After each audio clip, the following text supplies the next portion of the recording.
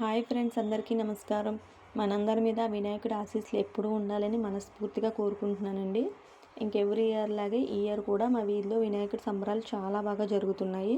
ప్రతిరోజు పూజానంతరం ఏదో ఒక కార్యక్రమాన్ని నిర్వహిస్తున్నారండి. చిన్నవాళ్ళు పెద్దవాళ్ళు కూడా చాలా యాక్టివ్గా పార్టిసిపేట్ చేస్తున్నారు. ఈ వీడియోలో నేను ఫస్ట్ 5 డేస్ ఏమైతే కార్యక్రమాలు జరిగినాయో అవి మీకు చూపించాలనుకుంటున్నాను.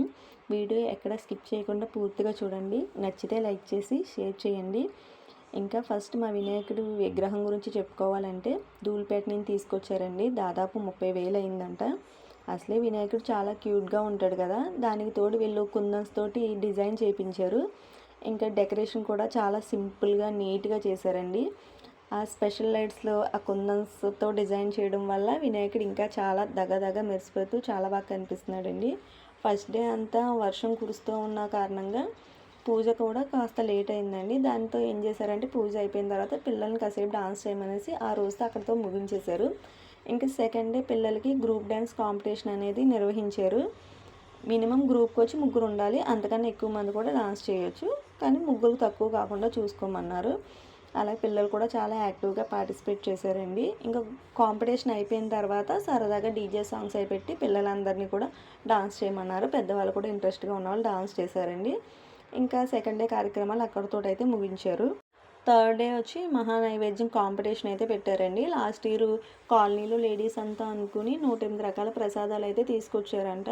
కానీ ఈసారి అలా ఏం కాకుండా ఎవరికి నచ్చినట్టు వాళ్ళు ప్రసాదాలు చేసుకుని తీసుకొచ్చారండి.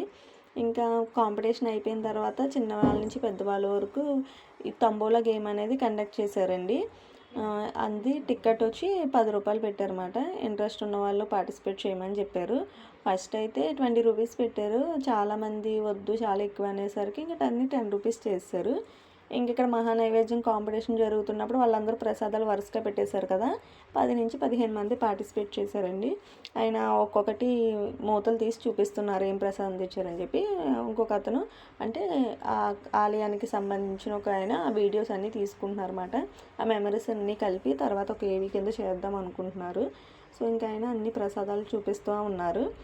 ఇంకా అక్కడ ఒక ఆయన ఆరెంజ్ కలర్ షర్ట్ వేసుకుని ఉన్నారు కదా, ఆయన అయితే మొత్తం ఈ ఈవెంట్ అంతా హోస్ట్ చేస్తున్నారండి. ఆయన ఏం చెప్పారంటే జడ్జిమెంట్ ఇవ్వడానికి ఎవరైనా ఆడియన్స్లో ఇంట్రెస్ట్గా ఉంటే ఇద్దరిని రమ్మన్నారన్నమాట. ఫస్ట్ ఒక ఆయన చాలా ఇంట్రెస్ట్గా ఉండేసి వెంటనే వెళ్ళాడు, నేను చెప్తాను జడ్జిమెంట్ అని చెప్పేసి.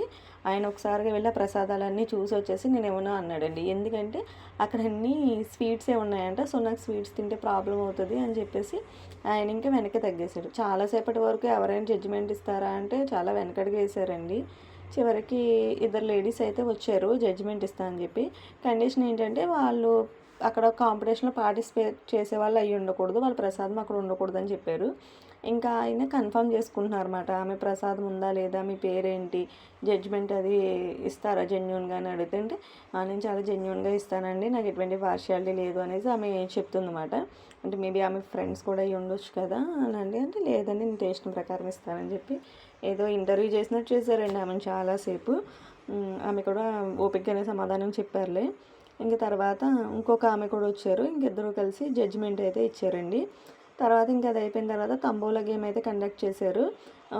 3 లైన్లకి ఇచ్చారు, ఫస్ట్ 5 జల్దీకి ఇచ్చారు, అలాగే హౌసీ కూడా 3 సార్లు పెట్టారన్నమాట అండి. అంటే ఎక్కువ మంది ఆడుతున్నప్పుడు కొంచెం ఎక్కువ మందికి వస్తే బాగుంటుంది కదా, సో దానికోసం అని చెప్పేసి అలా ఇచ్చారన్నమాట. ఏదో సరదాగా జరుగుతున్న గేమ్స్ కదండి ఇవన్నీ. కానీ భక్తులు కూడా ఉదయం అంతా వర్షం కురుస్తూ ఉండేది. అంటే నైట్ పూజ టైం వరకు వర్షం కురుస్తూ ఉంటుంది. నైట్ పూజ నుంచేమో వర్షం ఆగిపోతుందండి. నిజంగా ఏదో దేవుడి మహిమ వల్ల అనిపిస్తుంది. అలాగే ఎక్కువ మంది ప్రతిరోజు కూడా అందరూ వస్తున్నారండి, చాలా యాక్టివ్గా పార్టిసిపేట్ చేస్తున్నారు. ఇంకా 4th డే వచ్చేసరికి పిల్లల్ని స్టాల్స్ పెట్టుకోమని చెప్పారండి. కానీ వాళ్ళు ఏం చేశారంటే పేర్లు పిల్లలు ఇచ్చారు, స్టాల్స్ ఏమో వాళ్ళ తల్లులకి అప్పచెప్పేశారన్నమాట. ఇంకా వాళ్ళే ఓపికగా పేరెంట్స్ ఆ స్టాల్స్ని నిర్వహించారు. అలాగా డిఫరెంట్ ఐటమ్స్ అయితే పెట్టారండి. కొంతమంది అయితే చాలా హోమ్ మేడ్ చాక్లెట్స్, ఏవో బేల్పూరి అలాంటివన్నీ, పావుబాజీ, బేల్పూరి అంటే ఈజీయే కదా, పావుబాజీ, ఇంకా అలా చాలా రకాలు పెట్టారండి. ఇంకా మేమైతే ఎప్పుడు ఇది వినలేదు, మక్క గుడలు ఓకే అండి, తెలంగాణ స్టఫ్ అంటది. సో సో మాకైతే తెలియక మక్కగడలు అంటే ఏంటా అని చెప్పేసి వెళ్ళి తీసుకున్నాం అన్నమాట. అదేదో బఠానీలాగా అనిపించింది మాకు. చాలా స్పైసీగా ఉంది కానీ పర్లేదండి, గుడ్ టేస్ట్. అలాగా చాలా బాగా పార్టిసిపేట్ చేశారు అందరూ కూడాని. తర్వాత వీళ్ళందరూ ఆ స్టాల్స్ పెట్టిన ఓనర్స్ అన్నమాట, స్టాల్స్కి ఓనర్స్ వాళ్ళంతా వాళ్ళ ఎక్స్పీరియన్సెస్ అక్కడ షేర్ చేసుకున్నారు. ఇంకా తర్వాత అన్లిమిటెడ్ పానీపూరి, అన్లిమిటెడ్ చాట్ అండి అక్కడ ఉన్న వాళ్ళందరికీ కూడా, పిల్లలకి పెద్దలకి. ఆల్మోస్ట్ నైట్ 10 అయింది. ఆ టైంలో చాటు పానీపూరి ఇస్తూ ఉన్నా సరే ఎగబడి తిన్నామాట అందరూని. నేను కూడా తిన్నాను. ఇంకా తర్వాత 10 అయిపోయిందని చెప్పేసి వచ్చేసాం. ఇంకా అక్కడితో 4th డే అయితే అయిపోయింది. ఇంకా 5th డే వచ్చేసరికి అన్న సంతర్పణ కార్యక్రమాన్ని నిర్వహించారండి. నేను ఆ వీడియో తీయలేదు, అందుకే మీకు షేర్ చేయలేకపోతున్నాను నేను అది. ఉదయం మాత్రం లక్ష్మీ గణపతి హోమం అయితే నిర్వహించారు. హోమం అయిపోయిన తర్వాత అన్న సంతర్పణ కార్యక్రమాన్ని అయితే నిర్వహించారండి. ఉదయం నుంచి ఎండగా ఉందండి. హోమం అన్నసంతర్పణ కూడా చాలా బాగా జరిగింది. లక్కీగా అన్నసంతర్పణ అయిపోయిన తర్వాత వర్షం స్టార్ట్ అయిందండి. చాలా అదృష్టం అసలు. ఎనీవే మీకు ఈ వీడియో ఎలా అనిపించిందో ప్లీజ్ కామెంట్ చేయండి. Thanks for watching.